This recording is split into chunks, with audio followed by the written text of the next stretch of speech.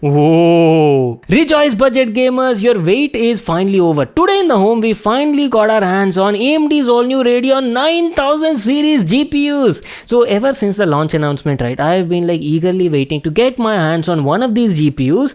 And during the launch day, AMD has unveiled like two variants of the 9000 series, guys, 9070 and also 9070 XT. Today in the home, I got my hands on the 9070, guys, value for money 1440p gaming GPU. That is what AMD is saying. And also this is like a main competitor to Nvidia's RTX 5070. As I've told you, both of these cards are priced at same MSRP price tag. So I'm like very interested to see what sort of benchmarks we'll get. Which one is the faster one? I don't know. We'll have to put it to a test and see. So we're gonna basically unbox it and do like a detailed review. And today in this video, I'm gonna share like detailed benchmarks, 1440p gaming, 4K gaming as well, with ray tracing and also upscaling technologies. So it's gonna be a very interesting video, guys. Make sure to watch it till the end.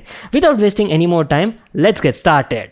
So our brand new Radeon 9070 is based on AMD's all new RDNA 4 architecture, basically TSMC 4nm process, and features lots of upgrades and architectural improvements, guys, like 3rd generation ray tracing accelerators, 2nd gen AI accelerators. But if you actually ask about like what's new on the RDNA 4 architecture compared to the previous gen RDNA 3 architecture, right? First of all, you're getting enhanced memory subsystem, improved scalar units, dynamic register allocation, and also obviously increased compute unit efficiency with better clock speeds. Today in the home, as I've told you, we got our hands on Sapphire's Pure Edition 9070, and oh boy, look at that beautiful GPU, guys, complete white edition. This is a triple fan card and has a massive 3-slot design. I mean, look at that chunky block of heatsink on board. Sapphire has definitely offered like a premium thermal cooling solution, which we'll come and talk about in a moment. On the front profile, you're getting high quality dual ball bearing fans that offers aero curve fan blade design for improved airflow and better thermal management. All over the GPU, you're getting these modern streaks and patterns that basically give it like a futuristic sort of look. See, if you're planning for a full white edition gaming setup or maybe like a white gaming PC, right,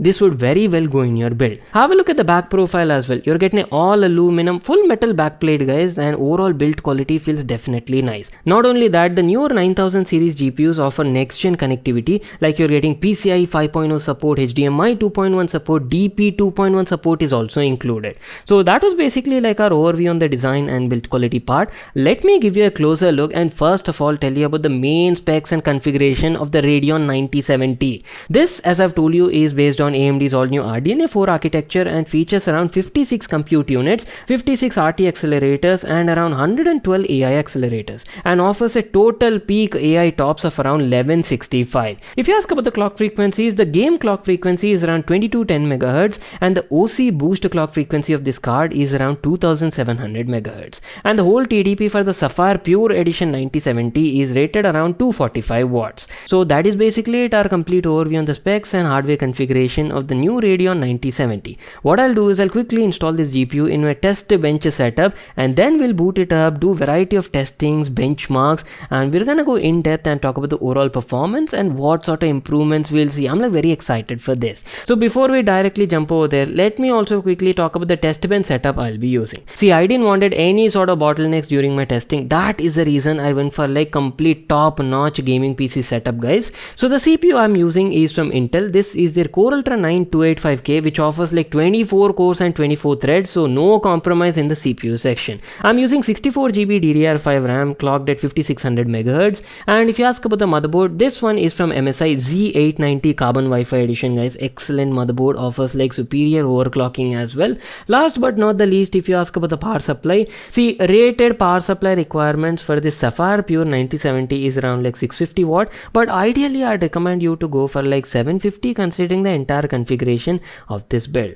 So that's it. Without wasting any more time, let's jump into the benchmarks. See, during the launch announcement, AMD has mentioned that 9070 is specifically made for like ultimate 1440p gaming, but that doesn't mean you cannot do 4K gaming or you can't do games with ray tracing. Obviously, obviously in this video, right, we're gonna do variety of testings, guys, that to different resolutions with different upscaling technologies and obviously ray tracing on and off. So it's gonna be very informative. Make sure to watch it till the end. We will be playing a couple of brand new AAA title games recently launched in the market, which also support FSR 4.0 also. I've told you, right, AMD has also introduced their all new FSR 4 technology alongside fluid motion frames 2.1 support. Now again, this is like very new in the market and not all the games support these technologies. As of now, around like 25 to 30 games have support for this day one launch, I would say, but in the coming future, maybe by the end of 2025, you're gonna get even more games. I'll keep you guys posted on that.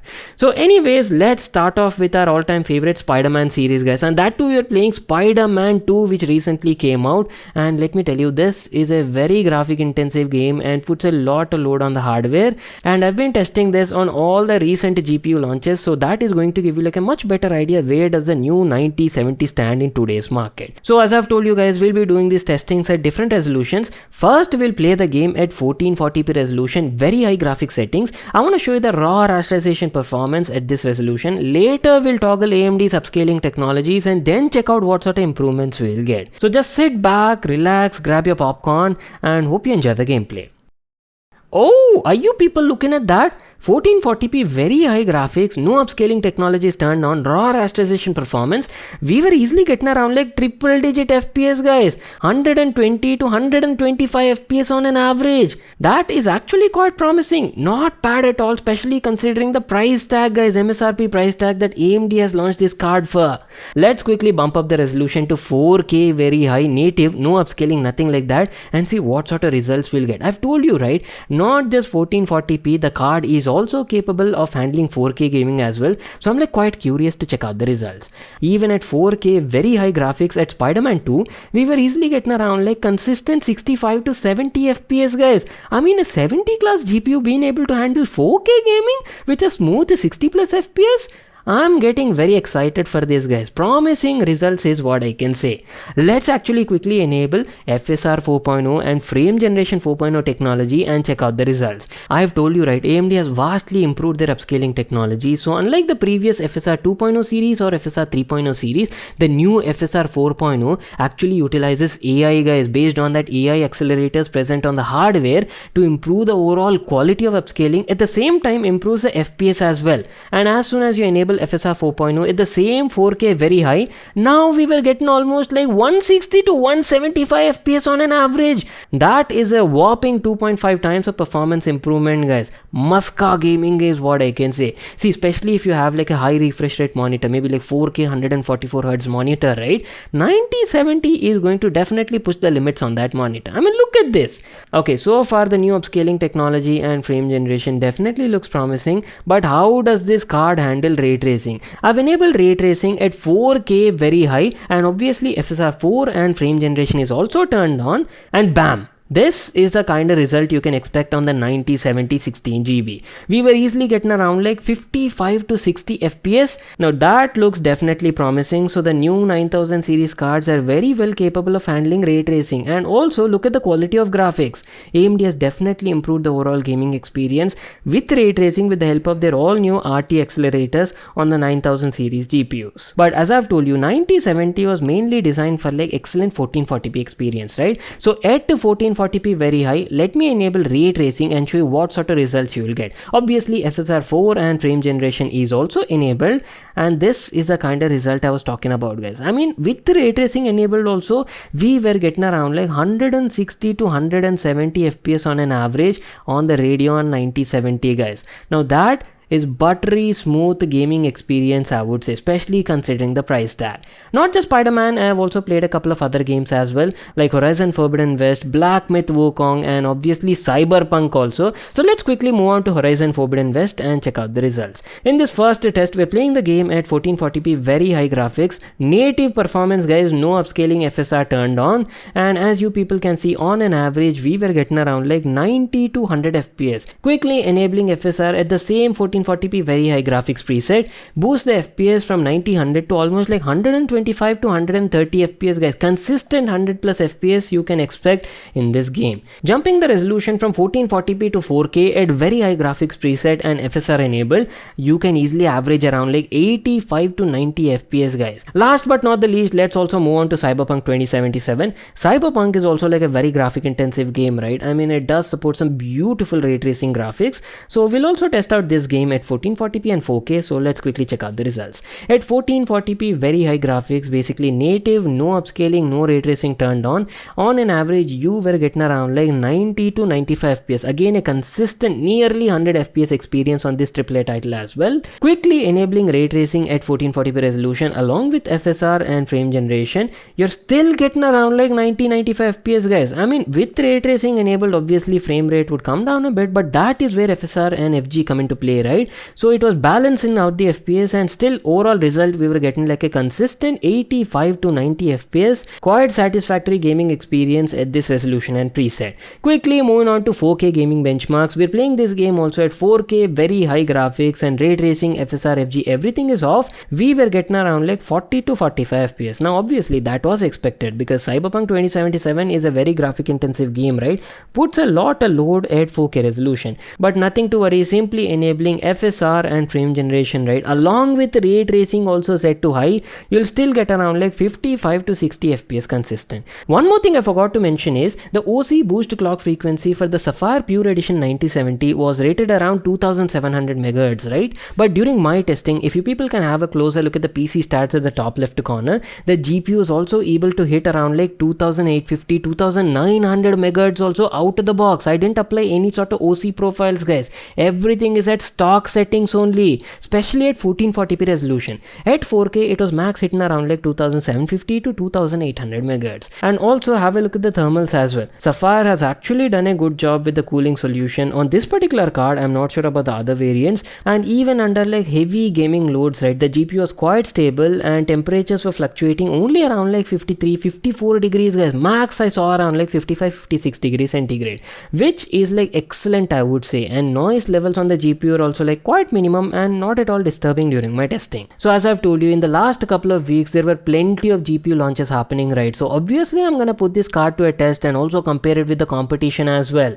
So if you compare the Radeon 9070 with the previous gen 7900 GRE, which is like very close in terms of pricing, right, at native 4K resolution gaming testings, right, I've done like variety of game testings around like 7 to 8 different games benchmarked at similar graphic settings as 4K ultra, that too without any sort of upscaling. I'm only talking about the raw rasterization performance difference. The new Radeon 9070 was roughly around like 20 to 21% faster than the previous gen Radeon 7900 GRE edition guys. So definitely a good improvement I would say. Not just 4K testing, I've also done the same comparison at native 1440p resolution also, and here also we were getting similar sort of results. The newer 9070 was roughly around 18 to 19% faster than the previous gen 7900 GRE edition. If you ask about the main competitor, which is Nvidia's RTX 5070, right, well this one was quite interesting guys, because both the cards are similarly priced, right, $549 MSRP, but there's quite a bit of difference in the hardware and configuration as well.